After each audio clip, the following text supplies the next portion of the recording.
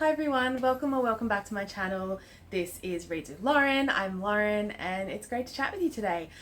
Today I wanted to go through all the books that I read in January. It was a pretty decent month actually. I managed to read 34 books. There are some short stories involved in that number, so it's not as insane as it sounds, but let's go through them together. I thought I'd start by going through all of the copies that I have in hard copy and then progress through to Kindle and audio. There are a couple that I just want to honorably mention, books that I have read with my kids in January. Secret of the Pink Pokemon by Tracy West. It is a classic Pokemon. My youngest is obsessed with Pokemon, so we've been working our way through the collection that we have. And My New Life as a Cat, Volume 1.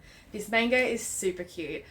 It is definitely a middle grade sort of story where the boy is in an accident, he wakes up and he is actually inside the body of a cat. In his travels, he ends up running into this young girl who ends up taking him in as her pet cat.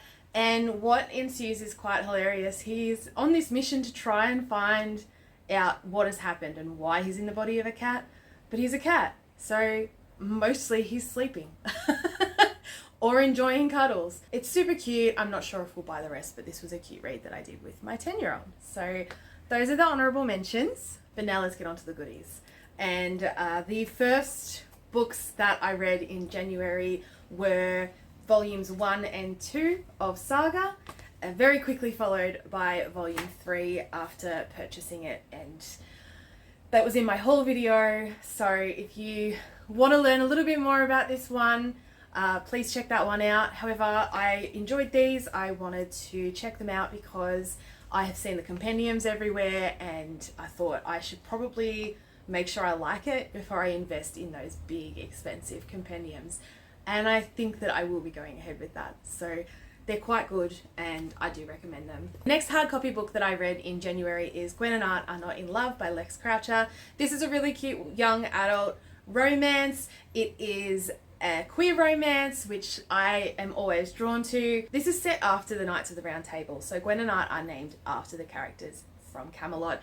Gwen's father is the king and they live in Camelot, and she has been betrothed to Art. Art comes to Camelot once they're older, after having a period of time apart because they despised each other so much. Gwen discovers Art kissing one of the stable boys. Once this is discovered, Art then goes out of his way to find this information out about Gwen, who happens to have quite a big crush on one of the knights, who happens to be female.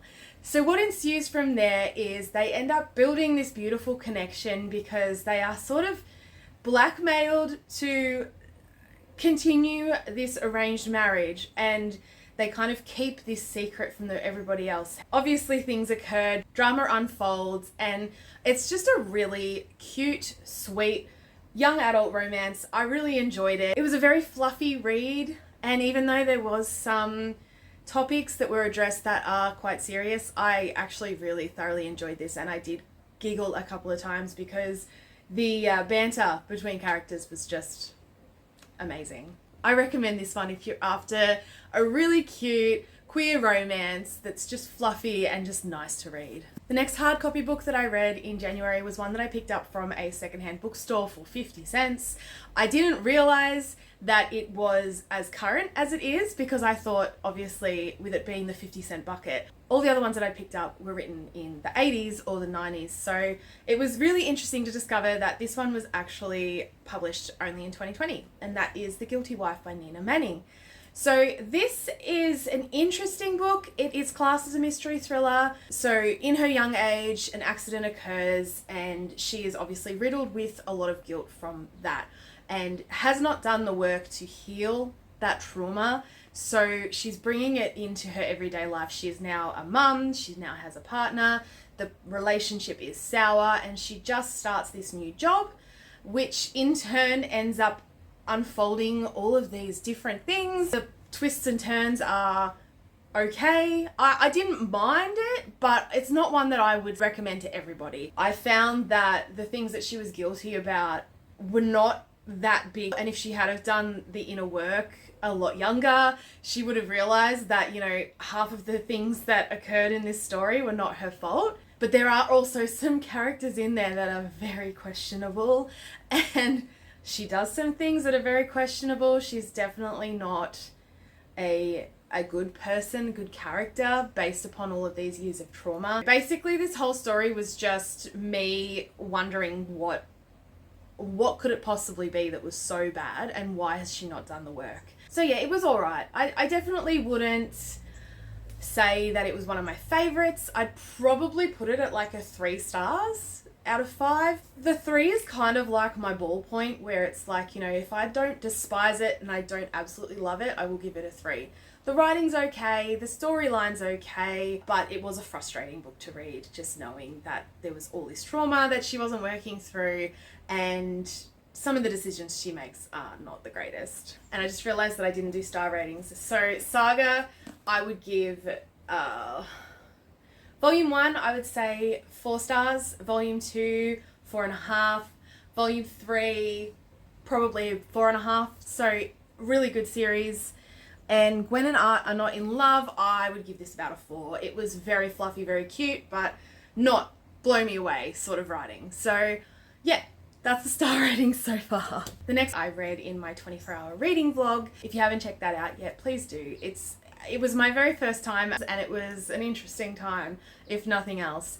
But during the readathon, I read The Virgin Suicides by Jeffrey Eugenides. This story comes from the perspective of a young group of boys who are quite obsessed with this family.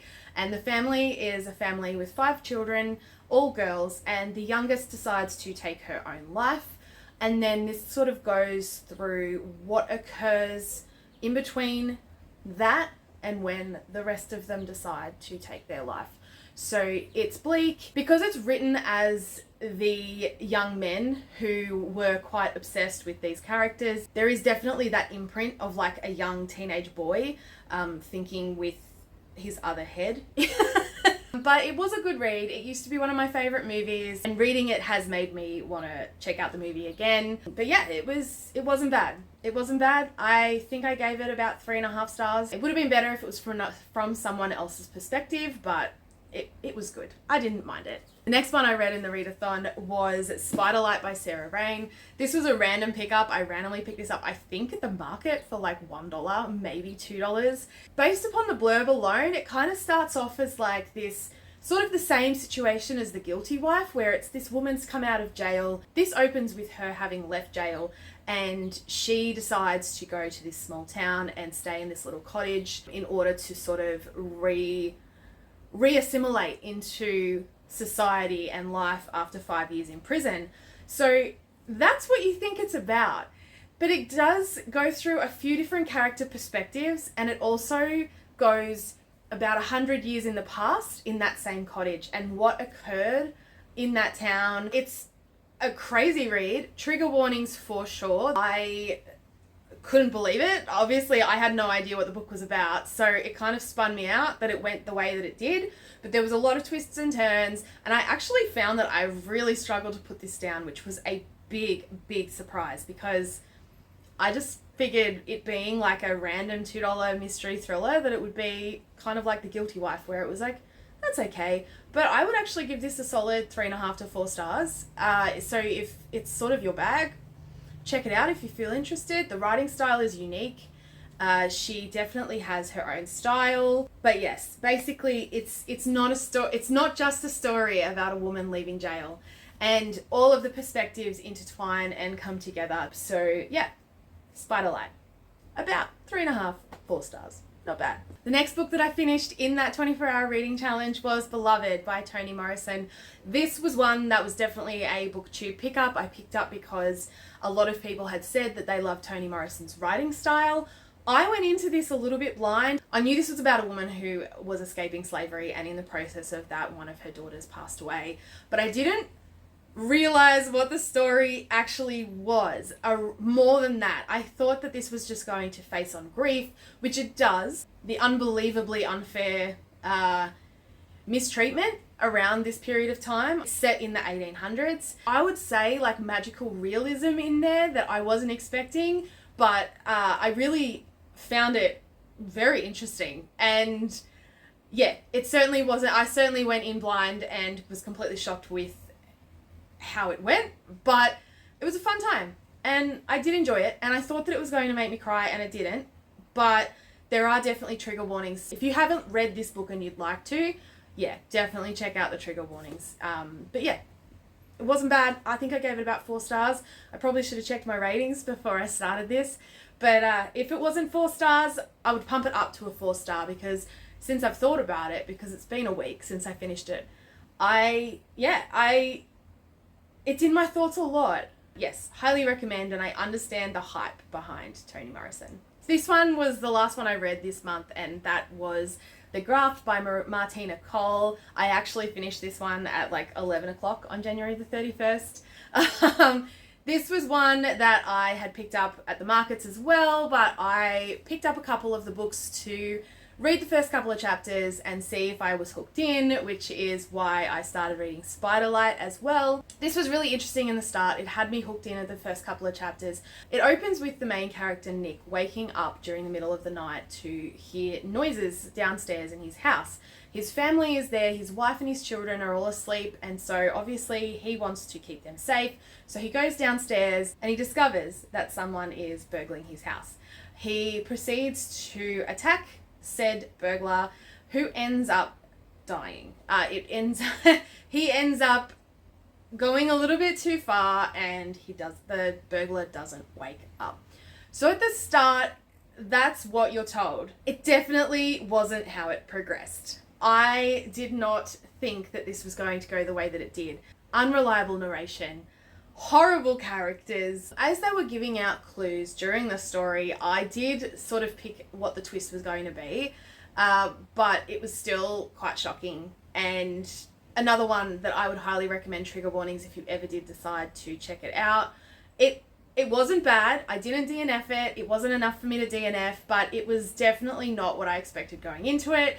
But it was certainly a ride. And there's a lot of foul language, there's a lot of bitter, terrible characters doing terrible, terrible things. So it really does go into a lot of different topics, and you are sort of riding along, not really knowing what's happening. But yeah, by the end I did work out what the twist was going to be, but it was still a shock that they did go there, because it's quite extreme.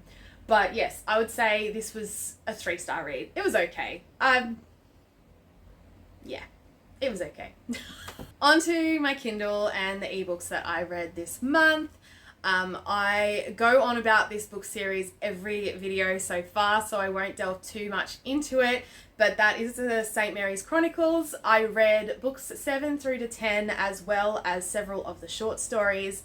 So that was Lies, Damned Lies and History, My Name is Markham, Desiccated Water, And the Rest is History, A Perfect Storm, Christmas Past, The Argumentation of Historians, The Battersea Barricades, The Steam Pump Jump, and now for something completely different, and lastly, Hope for the Best. So there are a lot of short stories in this collection, but they are so worth it. They're so worth the read.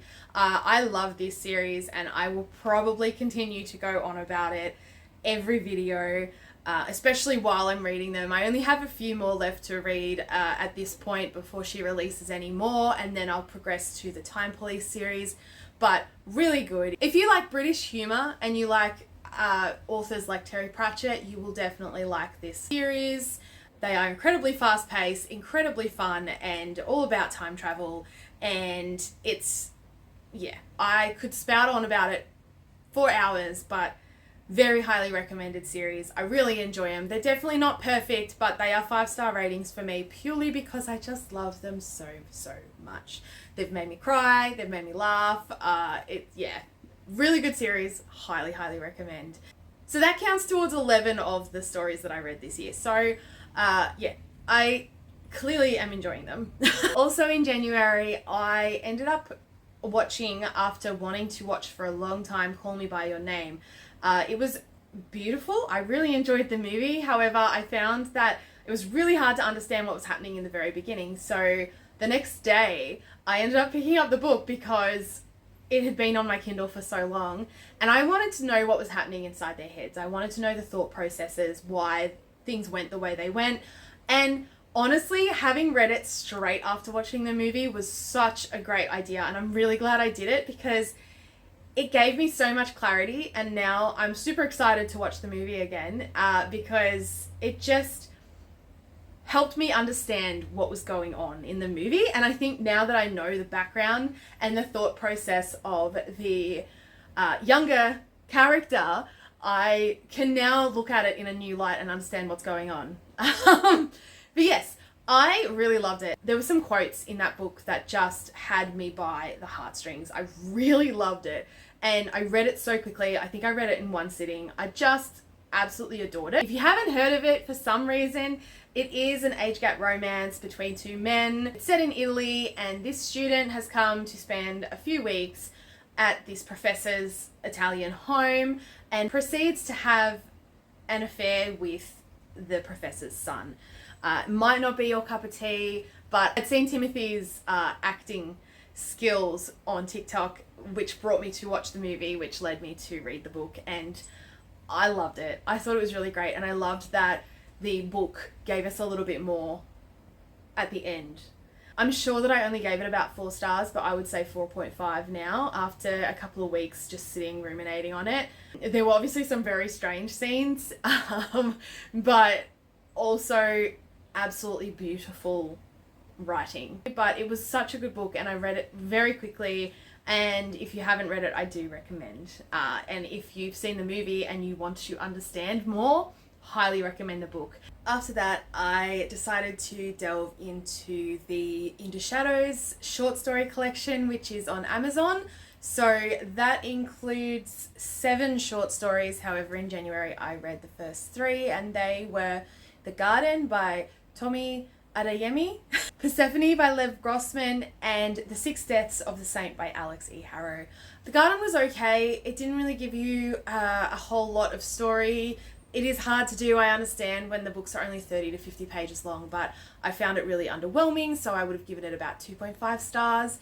Persephone was a little bit better at 3 stars. The star of the show was definitely The 6 Deaths of the Saint by Alex E. Harrow. It was the best out of the 3. I've heard a lot about it, that one in particular, on YouTube. I haven't heard of the other 2, and I have since read a couple more out of the series. They've obviously been good enough for me to want to continue the series, and I think that I will probably end up reading all 7 of them. But yeah, my favourite in January was The 6 Deaths of the Saint. So to give you a bit of a backstory on the next one, I have a lot of books on my Kindle, and a lot of them are also books that my mum's purchased over the last 15 years or so. So there's quite an extensive amount. And when I decided to do my TBR jar of all of the books on my bookshelf, I also decided to do the books in my Kindle. Obviously quite a bit more. Because, you know, this is about 200 books, and on the Kindle there is at least 800 books that I haven't read. So this was one of the ones that I picked out of the TBR jar, and that was the Dragonlance series. It was books 1 to 3, but I finished at book 1 because I wasn't intrigued enough to continue. But book 1 was called Hidden, and it was written by Meg Jensen. This was an okay book. Obviously, it wasn't good enough to hook me in because I didn't want to continue the series. It starts in this small town that's surrounded by fog, and no one understands why, but there is this illness going through the town, and annually someone will go out into the fog to try and discover what is happening, and they never return.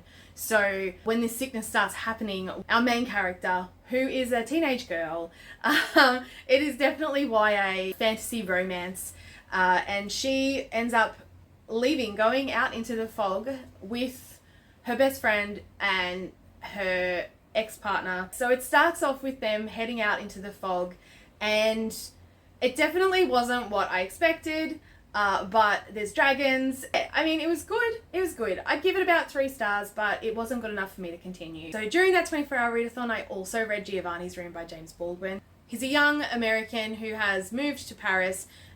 In his time there, he ended up meeting this woman who he ends up becoming engaged to, and she decides to travel away to ensure that this is the right step that she wants to take, that she wants to pursue this relationship with him.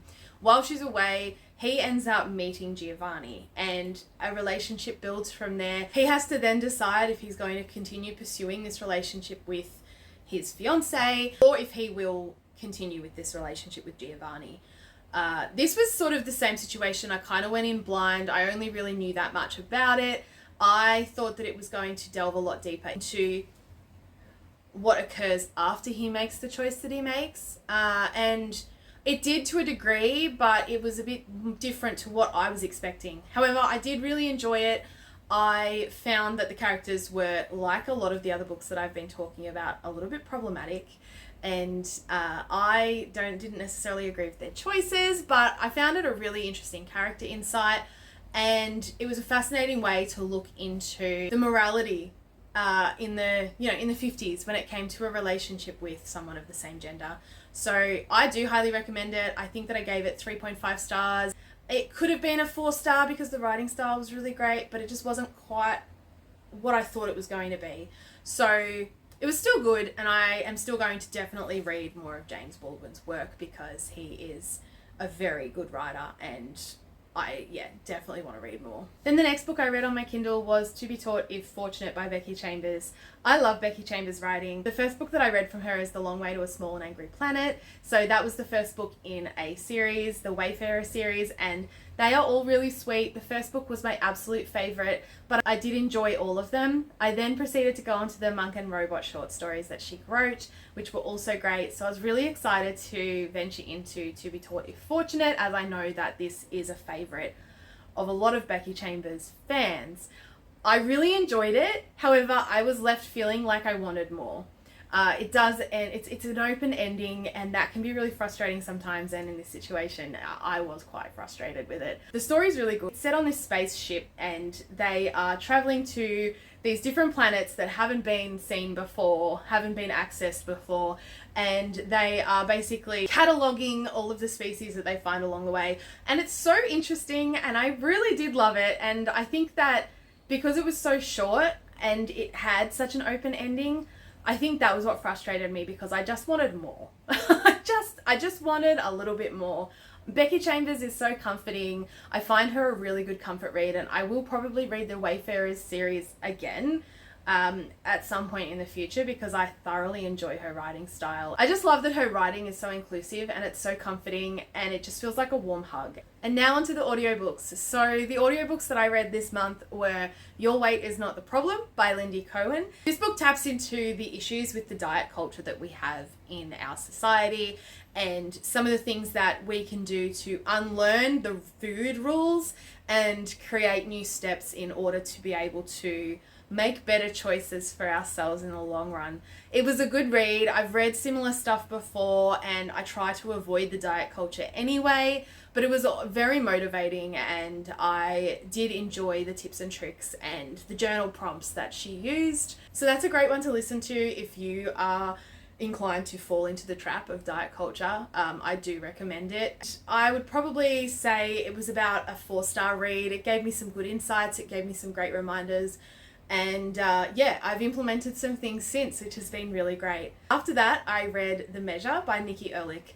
This book had such a great premise, and I had heard a lot of mixed reviews about this book, but I was fascinated and I wanted to get into it. And the premise of the story is that one day everyone over the age of 22 receives a box at their front door, and if they open it, it has a piece of string in it, and the length of the string tells you how long you have left to live. And it goes into what happens if you choose to look at the string, what happens if you choose not to look at the string. I was really excited to delve deeper into that, but however, we don't really get a lot on why these strings have appeared, how they've appeared, who's causing them. That doesn't get answered, which I did find quite frustrating. However, it does really delve into sort of this insight and this discussion on the separation, the segregation, the mistreatment of people who are different to the standard. That was an interesting aspect that it went into, and there was a lot of different perspectives that all sort of connected at the end, and it wasn't bad. It was a good audio to listen to. I don't know if I would have been as into it if I was just reading it. Even though I was left wanting more, it was okay for what it was. But yeah, I wish that they had have done a little bit more with that premise, but I would give it about 3.5 stars. The writing style was great. The relationship dynamics were interesting, and the way that it all came together at the end was really fascinating. But yes, I really struggled with the fact that they didn't explain how and why this was occurring. If you're really interested in reading a discussion about the issues with society and the way that people who are considered different are treated, then this is a good book for you. After The Measure, I read The Creativity Zone, which is a personal development guide to discover and master the boundless possibilities of your unexplored creative mind. This was written by Amanda Watson. It's good for someone who knows that they have a creative mind, but they don't have the creative outlet for it. It's a great exploration into the first steps that you can do in order to bring some more creativity into your life. I thought that it was more of a self-development, personal development, general book, so it didn't quite hit right for me. But I can understand that a lot of people would get a lot out of it, especially if they don't read a lot of personal development and self-development books. So yeah, it wasn't bad. I would say about 2.75, 3 stars, but purely because it really probably wasn't for me. After that, I read 10 Things That Never Happened by Alexis Hall. This was so cute, and I'm so glad that I decided to pick this up, especially in audio, because the banter is so funny and the audio was just the sweetest. I loved the guy's accent. I thought that it was so fun. The characters are problematic. The situation is problematic. I don't condone the entire storyline, basically, but I found it really cute and really funny. It was so out there and crazy, like this would not happen in reality. So the main character is a manager at a Bed Bath and sort of Beyond kind of place. I can't remember what it's called, but there's been a lot of issues with his store. So the boss has called him into London to have a discussion about these problems. The banter is hilarious because this boss seems like the biggest absolute toss pot that you could ever imagine. And the meeting ends with the main character being fired and then accidentally put into a concussion. The steps that happen after that are so unbelievable, but it was still such a cute story. The character development was really cute, and even though I didn't approve of what the main character did, I think that it ended really sweet, and it was just fluffy and nice. That real enemies to lovers sort of trope, which even though I'm not a huge fan of that generally, like The Hating Game, I absolutely despised that book. I really didn't like the male character and the relationship dynamic in that. So I thought that I didn't really like this trope, but this was a funny, if not believable, story with that trope, and I did really enjoy it. So I would say it was about a 5 stars. So yeah, I really loved this book. I probably wouldn't have, I don't know if I would have enjoyed it as much if it wasn't in audio, but it's one that I highly recommend. And then the last audio that I finished is a Doctor Who. There will be a lot of Doctor Who in my future videos. I have been working through the catalogue of the books through audio, and the one that I finished last month was The Taking of Chelsea 426. So this one didn't particularly hook me in like some of the other ones. There have been some that have just been utterly brilliant. This one wasn't bad though. I think I gave it 3 stars. I am going to continue reading them via audio because the experience is just really fun.